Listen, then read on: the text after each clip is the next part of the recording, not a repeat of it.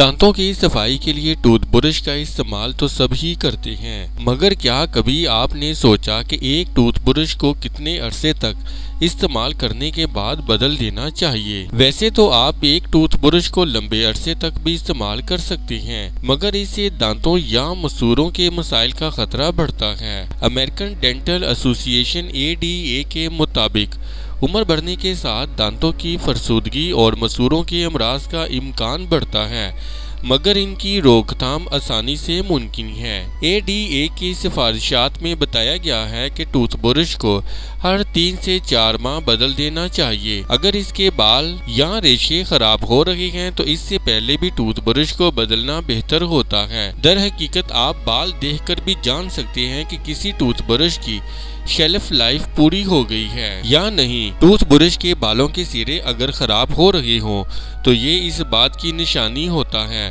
کہ اب اسے بدل دینا چاہیے۔ کچھ ٹوتھ برش کے بالوں کے درمیان ایک رنگین پٹی عموماً نیلے رنگ کی سی ہوتی ہے۔